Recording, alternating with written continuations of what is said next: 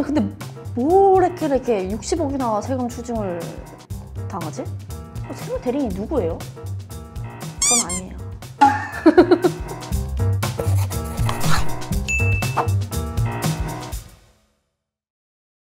안녕하세요. 세무법인 엑스퍼트 강유정 세무사입니다. 제가 오늘 할 얘기는 세무조사인데요. 말만 들어도 뭔가 뜨끔뜨끔 시겁하는 단어인데 최근에도 이한희 씨가 세무조사로 60억을 추징 받으셨는데 이 영상을 끝까지 봐주신다면 여러분들도 세무조사에서 벗어나실 수 있습니다. 매출이 5억 원 이상 급등하셨거나 사업하신 지 5년 이상 지나셨다면 이 영상 끝까지 봐주세요. 첫 번째는 세무조사 선정 기준이에요. 정기냐 비정기에 따라서 세무조사 선정 사유가 달라지는데요. 정기조사 같은 경우에는 진짜 랜덤 추천을 하기도 하고 그리고 사과사 기간 동안 세무조사를 받지 않은 경우에 업종이나 규모에 따라서 선정을 하기도 하고요. 비정기조사 같은 경우에는 구체적인 탈세 제보가 있는 경우 또는 구체적인 혐의점이 있는 경우랑 성실신고 확인서를 제출하지 않은 경우에 세무조사가 나와요. 그렇기 때문에 연예인들이 탈세 혐의 때문에 비정기조사를 받아놓고 이거는 랜덤 추천인 정기조사다라고 하는 경우도 있습니다.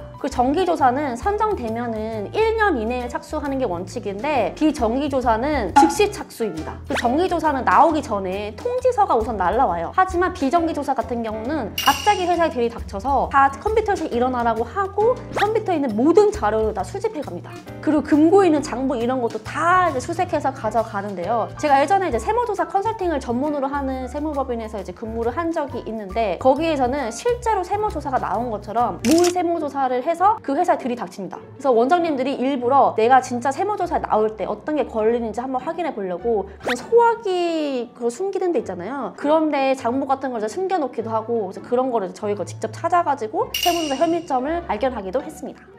두 번째는 요즘에 역류랑 스드메, 산후조리원 좀 기획조사 이슈가 있는데 스튜디오 같은 데에서 현장 추가금 결제를 좀 유도를 하면서 대표자의 계좌가 아니라 친인척 계좌로 이제 입금을 유도를 해서 그걸 이제 현금 매출 누락을 해서 최근에 이제 세무조사가 나왔고요. 요거 관련해서는 두 가지 이슈가 있어요. 첫 번째는 차명 계좌를 사용했다는 건데요. 차명 계좌를 사용을 하면은 가산세를 적용하는 것도 일반 가산세랑은 달라요. 좀 더 이제 과태료를 많이 맞는다라고 생각해 주시면 되시고요. 두 번째 포인트는 매출 누락한 현금으로 부동산을 샀다는 건데요. 부동산을 사게 되면 자금 출처가 이제 문제가 될 수 있는데 자금 출처는 신고된 소득 기준으로 파악을 해요. 신고된 소득이 5천만 원인데 만약에 10억짜리 부동산을 샀다. 그러면은 이 돈이 과연 어디서 나왔을까? 좀 세무서에서 궁금하겠죠? 그렇기 때문에 자금 출처 조사가 파생돼서 나올 수 있다라는 걸 꼭 기억을 해주시고요. 스튜디오 같은 경우는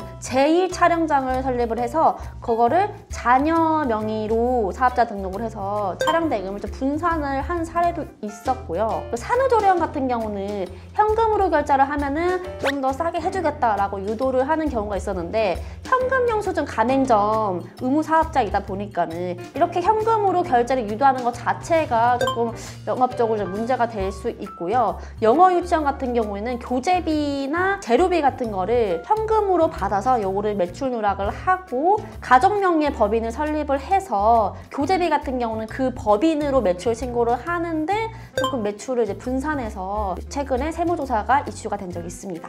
그럼 세 번째, 그러면 도대체 세무조사를 왜 받게 되는 걸까요? 업종별로 사유가 다르거든요. 그리고 저희가 업종별로 세무조사 체크리스트를 준비했는데 댓글로 이메일 남겨주시면은 저희가 세무조사 체크리스트 보내드릴게요. 첫 번째는 이제 유튜버, 전자상거래인데 주로 주소 세탁이 있습니다. 그러니까 창업감면 100%를 받으려고 비상조 사무실에 주소를 등록을 하는 거예요. 근데 이런 경우에는 어떻게 걸리냐면은 세금계산서를 어디서 발행했는지 그 IP 주소도 추적을 하고요. 그리고 카드 사용을 주로 어느 지역에서 했는지도 추적을 하고 지하철이나 버스 같은 거를 타신다면은 출발지랑 도착지 이런 것도 분석을 해서 주로 어디서 일을 하는지도 추적을 합니다. 그렇기 때문에 요즘에 비상조 사무실에 주소 등록해서 창업감면 100%를 하는 거는 리스크가 좀 많다라고 기억을 해주시면 되시고요. 학원 같은 경우에는 현금 매출 누락이 많아요. 특히 이제 고액 컨설팅 과외나 유학 컨설팅 이런 쪽으로 하시는 분들 같은 경우에는 고객분들조차 그 현금 영수증 발행을 좀 원하지 않는 경우도 있고 워낙 좀 현금 매출이 있는 업종이어서 매출 누락이 좀 있고요. 병원 같은 경우에는 워낙 이익률이 좀 높은 업종이다 보니까 비용 처리에 대한 좀 이슈가 있어요. 그래서 원장님들이 백화점에서 이제 명품백 사신 그런 것들도 이제 비용 처리를 해서 이제 문제가 되는 경우가 있고요. 스타트업이나 일반 이제 법인 같은 경우에는 가장 주의하셔야 되는 거는 연구인력 개발비 세액공제. 그거는 이제 연구를 실제로 안 하면서 세액공제를 이제 받으려고 그냥 연구소 설립을 하고 감면 혜택을 받는 거죠. 근데 연구소 있다고 해서 감면 혜택 받을 수 있는 거 아니거든요.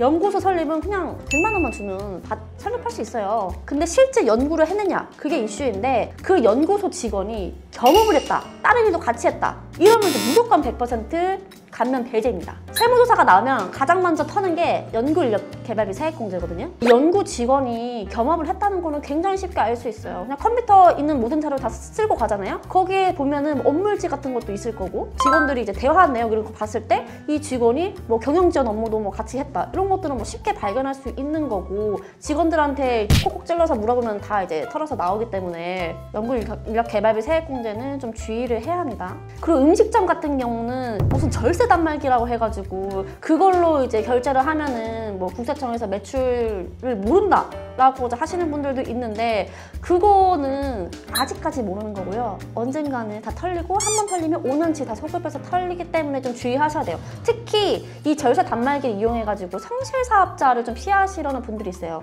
근데 앞에서 아까 말했듯이 성실사업자 확인신고서를 제출하지 않은 경우에는 세무조사 대상이 될 수가 있기 때문에 절세 단말기 옆에 사장님들이 해서 안 걸렸다고 해가지고 나도 안 걸릴 거라는 그런 생각은 멈춰주시면 좋을 것 같습니다. 네 번째는 대응 방법인데요. 아니 이미 세무조사가 나왔으면 대응을 잘 해야 될 거 아니에요? 하지 말라는 것만 안 해도 밥을 먹고 들어갑니다. 첫 번째는요. 세무서 가서 깽판치기, 하소연하기, 들어눕기 하지 마세요. 왜냐면 조사관님들도 사람이거든요. 그렇게 이제 진상을 부리면 더 열심히 털고 싶어요. 두 번째는 혼자서 대응하지 마세요. 조사는 대응 기간이 있어요. 근데 혼자서 말도 안 되게 대응하다가 조사 기간 얼마 안 남은 상태에서 오시면 저희도 좀 힘들거든요. 전문가가 괜히 있는 게 아니니까 전문가랑 꼭 상의를 하세요. 그 세 번째는요. 근거 없는 주장으로 조사관님들 힘들게 하지 말기. 근거 없는 주장으로 뭐 이렇게 하면 안 되는 거예요? 저렇게 하면 안 되는 거예요? 라고 이제 힘들게 하지 마시고요. 그리고 근거 없는 거짓말 하지 말기. 이미 조사관님들은 대표님의 SNS까지 보고 와요. 이미 블로그 이런 것까지 다 털고 나오는 거기 때문에 괜히 어수룩하게 거짓말 하면은 조사관님 기분만 더 상해가지고 더 열심히 조사하실 수 있으니까 좀 조심하셔야 되고요. 그리고 막 서류 제출 지연하면 뭐 조사가 안 되겠지라고 생각하실 텐데 조사가 연장이 돼요. 그리고 공무원이랑은 적대적인 관계를 형성하지 않는 게 좋습니다. 왜냐하면 다른 법에 이제 문제되는 것들을 파생해서 좀 신고를 하실 수도 있거든요. 그리고 조세 범칙범 조사로도 확대될 수가 있어요. 이게 뭐냐면은 징역을 맞을 수도 있다는 거예요. 세무조사 나오면 징역형까지 안 가게 좀 막는 것도 세무사의 어떻게 보면 실력이거든요. 최대한 조사관님이 보고를 그냥 바로 올릴 수 있도록 보고서를 그냥 아주 철저하게 제출을 하고 해달라는 그냥 철저하게 잘 준비를 해야 됩니다. 그러니까 이 세무조사가 어떻게 나왔는지에 대한 루트랑 이 쟁점이 뭔지를 먼저 또 파악을 하시고 그리고 예상 추징세액을 좀 계산을 해보고 예상 쟁점에 따라서 대응 방법을 빠르게 좀 찾아보시는 것을 추천을 드리고요. 차근차근히 전문가랑 함께 대응을 해주시면 됩니다. 지금까지 영상을 끝까지 보셨다면 세무조사 전문가가 누군지 아시겠죠? 바로 저입니다. 무서워하지 마시고 두려워하지 마시고 차분히 전문가랑 대응을 하시면 됩니다. 말만 들어도 통장 될 것 같은 세무조사. 개인 사업자든 법인 사업자든 누구든 나올 수 있어요. 근데 이거 알아두셔야 될 게 세무조사는 생각보다 쉽게 나오지 않아요. 법인은 0.7%, 개인은 0.07% 확률이거든요. 그래서 너무 두려워하지 마시고 만약에 나오면은 세무 전문가 저와 함께 차분히 대응하면 됩니다. 그리고요 누가 봐도 이상한 짓만 안 하면 세무조사는 안 나와요. 걱정하지 마세요.